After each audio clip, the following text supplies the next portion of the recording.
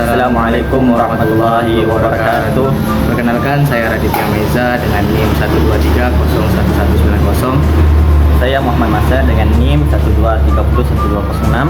Kami dari Prodi Pendidikan Agama Islam kelompok 2 yang membahas tentang mata kuliah pendidikan inklusif, dan video ini membahas pendidikan inklusif bagi anak tunanetra dalam perspektif pendidikan Islam. Pendidikan inklusif menjamin bahwa setiap anak, termasuk anak tunanetra, memperoleh layanan pendidikan yang bermutu tanpa diskriminasi. Keterbatasan penglihatan bukan hambatan untuk berkembang. Pendidikan inklusif menekankan penerimaan terhadap perbedaan dan pelayanan pendidikan yang adil sesuai kebutuhan peserta didik. Anak tunanetra adalah anak yang mengalami gangguan penglihatan, baik sebagian maupun total. Oleh karena itu, layanan pendidikan harus disesuaikan dengan kemampuan visual terhadap anak tunanetra ini.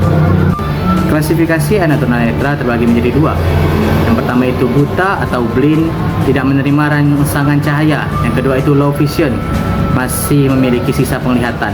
Jadi anak tunanetra diklasifikasikan menjadi dua, yaitu buta total dan low vision. Masing-masing membutuhkan pendekatan dan pembelajaran yang berbeda.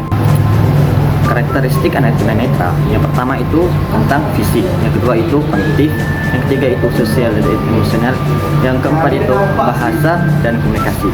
Jadi bahwasanya anak tunanetra itu memiliki karakteristik khusus yang mempengaruhi cara belajar, berinteraksi dan berkomunikasi. Itu ada 4: fisik, kognitif, sosial, emosional, dan bahasa komunikasi. Itu salah satu atau memiliki karakteristik khusus dalam belajar.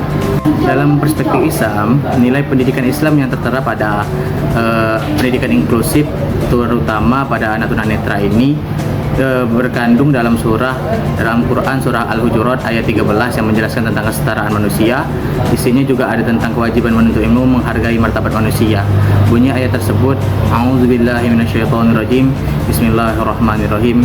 Ya ayyuhan nasu inna khalaqnakum min dzakarin wa unsa wa ja'alnakum syu'uban wa qabaila lita'arafu.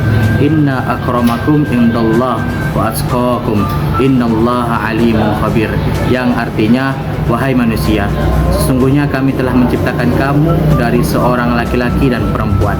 Kemudian kami menjadikan kamu berbangsa-bangsa dan bersuku-suku agar kamu saling mengenal. Sesungguhnya yang paling mulia di antara kamu di sisi Allah adalah orang-orang yang paling bertakwa. Sesungguhnya Allah Maha mengetahui lagi Maha teliti.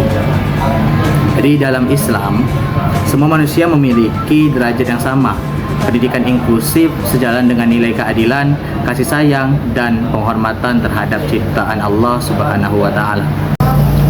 Jadi contoh praktek inklusif pada anak tunanetra yaitu: satu, penggunaan huruf braille; yang kedua itu media audio; yang ketiga itu pendamping guru. Jadi bahwasanya dalam praktek atau contoh praktek inklusif ini terhadap anak tunanetra adalah penggunaan braille, yang itu yang paling utama.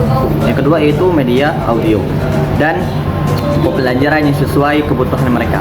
Jadi yang kita perlukan dalam contoh praktek inklusif anak tunanetra, yang pertama itu penggunaan huruf braille, yang kedua itu media audio. Peran guru dan sekolah. Jadi kita sebagai calon pendidik yaitu sangat memiliki peran dalam pendidikan inklusif ini. Guru empatik, sekolah ramah inklusi, fasilitas adaptif.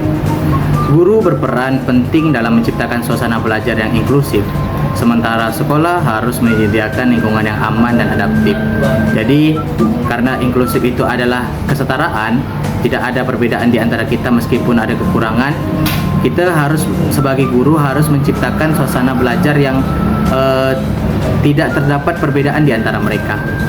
Dan sekolah juga harus menyediakan lingkungan yang aman dan adaptif untuk mereka semua. Dalam pendidikan inklusif ada beberapa tantangan. Yang pertama itu tantangan tentang kurangnya fasilitas.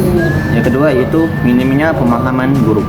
Jadi di sini kita harus memiliki sebuah solusi. Yang pertama yaitu tantangan kita kurangnya fasilitas. Jadi kita butuh sebuah dukungan kebijakan dari pemerintahan untuk memberikan sebuah fasilitas sekolah untuk anak tunanetra. Yang kedua yaitu minimnya pemahaman guru, itu tantangan yang kedua. Jadi kita butuh solusi sebuah pelatihan guru terhadap anak tunanetra. Pendidikan inklusif bukan hanya kebijakan, tetapi bentuk nyata keadilan dan kasih sayang dalam pendidikan Islam. Anak tunanetra berhak sukses. Pendidikan inklusif adalah tanggung jawab kita bersama. Wassalamualaikum warahmatullahi wabarakatuh.